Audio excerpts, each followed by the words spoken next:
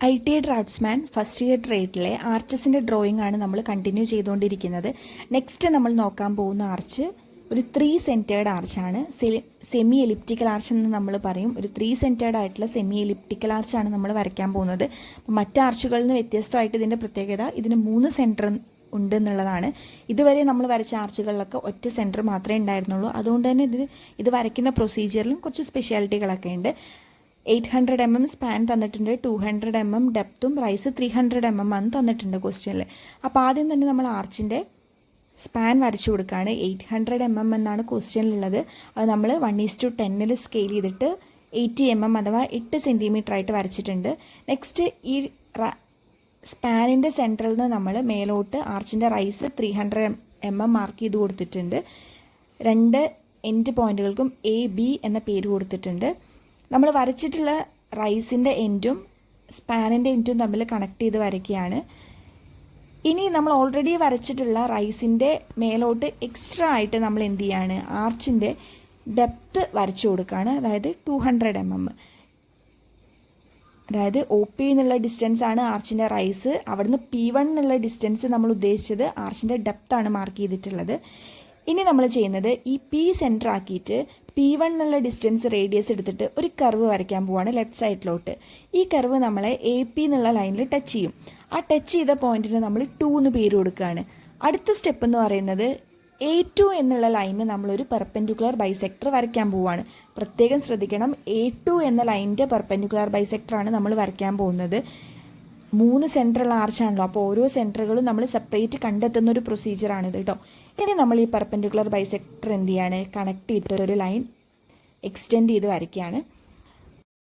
അപ്പോൾ നമ്മളുടെ ഈ ബൈസെക്ടർ AO എന്നുള്ള ലൈനിൽ ഒരു പോയിന്റിൽ ടച്ച് ചെയ്യും.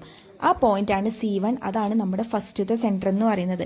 ഇനി AC1 എന്നുള്ള ഡിസ്റ്റൻസ് നമ്മൾ മെഷർ ചെയ്തിട്ട് അത് ഇപ്പുറത്തെ സൈഡിൽ മാർക്ക് ചെയ്ത് കൊടുക്കുകയാണ്. Bയിൽ നിന്ന് ഇങ്ങോട്ടേക്ക് മാർക്ക് ചെയ്ത് കൊടുക്കുകയാണ്. അതാണ് നമ്മുടെ രണ്ടാമത്തെ സെൻറ്റർ ആയിട്ടുള്ള C2. അപ്പോൾ നമ്മൾ ആദ്യം വരച്ച പെർപെൻഡിക്കുലർ ബൈസെക്ടർ ഒന്നും കൂടെ എക്സ്റ്റെൻഡ് ചെയ്ത് വരച്ചിട്ടുണ്ട്. ഇനി നെക്സ്റ്റ് ചെയ്യാൻ പോകുന്നത് സെൻറ്ററിൽ നമ്മൾ വരച്ചിട്ടുള്ള OP എന്നുള്ള റൈസ് നമ്മൾ എന്ത് ചെയ്യാൻ പോവാണ്, താഴോട്ട് എക്സ്റ്റെൻഡ് ചെയ്ത് വരയ്ക്കാൻ പോവാണ്. അപ്പോൾ ഇവർ ഈ 2 ലൈൻസും തമ്മിൽ പരസ്പരം മീറ്റ് ചെയ്തു. ആ മീറ്റ് ചെയ്ത പോയിന്റിൽ നിന്ന് നമ്മൾ C2ലോട്ടും ഒരു ലൈന് മേലോട്ട് എക്സ്റ്റെൻഡ് ചെയ്ത് വരയ്ക്കുകയാണ്. അപ്പോൾ എപ്പോഴും ശ്രദ്ധിക്കേണ്ട കാര്യം, ഈ ലൈൻസൊക്കെ കുറച്ച് മേലോട്ട് എക്സ്റ്റെൻഡ് ചെയ്തിടുക, അപ്പോഴേ നമുക്ക് ആർച്ച് വരയ്ക്കുമ്പോൾ അത് ശരിയാവുള്ളൂ. അപ്പോൾ ഈ 3 ലൈൻസും കൂട്ടിമുട്ടിയ പോയിന്റാണ് നമ്മുടെ C3, മൂന്നാമത്തെ സെൻറ്റർ. C1, C2, C3 ഇവർ 3 പേരാണ് നമ്മുടെ സെൻറ്റേഴ്സ് എന്ന് പറയുന്നത്. ഇനി ഫസ്റ്റ് കർവ് വരയ്ക്കാൻ പോവാണ്. C1 സെൻറ്റർ ആക്കിയിട്ട് C1A എന്നുള്ള ഡിസ്റ്റൻസ് എടുത്തിട്ട് നമ്മൾ എന്ത് ചെയ്തു, ആദ്യത്തെ കർവ് വരച്ചു. ഇനി C2 സെൻറ്റർ ആക്കിയിട്ട് C2B എന്നുള്ള ഡിസ്റ്റൻസ് എടുത്തിട്ട് നമ്മൾ എന്ത് ചെയ്തു, രണ്ടാമത്തെ കർവും വരച്ചു കൊടുക്കുകയാണ്.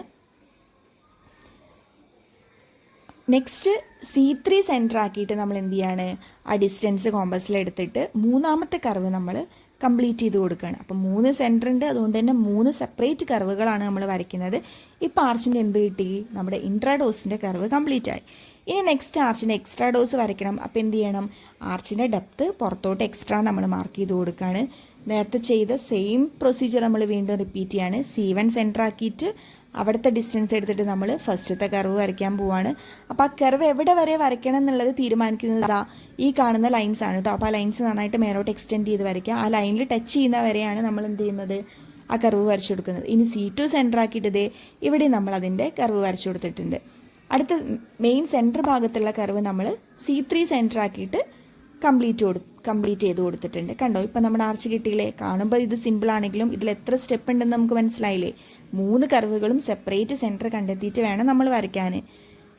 ഇനി ചെയ്യാൻ പോകുന്നത് എന്താണ്, നമ്മുടെ എക്സ്ട്രാ ഡോസിലുള്ള വൗസിയറിൻ്റെ വിഡ്ത്ത് നമുക്ക് ക്വസ്റ്റ്യനിൽ തന്നിട്ടുണ്ടാവും. 100 mm ആണ് തന്നിട്ടുള്ളത്. അത് നമ്മൾ സ്കെയിൽ ചെയ്തെടുക്കുമ്പോൾ 1 സെൻറ്റിമീറ്റർ ഉണ്ടായിരിക്കും. ഈ 1 സെൻറ്റിമീറ്റർ നമ്മൾ എക്സ്ട്രാ ഡോസിൽ കംപ്ലീറ്റ് മാർക്ക് ചെയ്ത് കൊടുക്കുകയാണ്.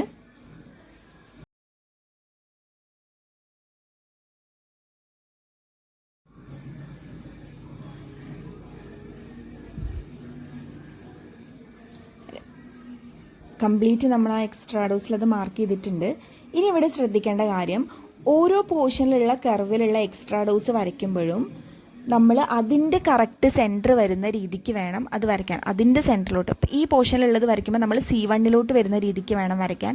ഇനി നടുക്കുള്ള ഭാഗത്തുള്ളത് വരയ്ക്കുമ്പോൾ C3ലോട്ട് വരുന്ന രീതിക്ക് വേണം വരയ്ക്കാൻ.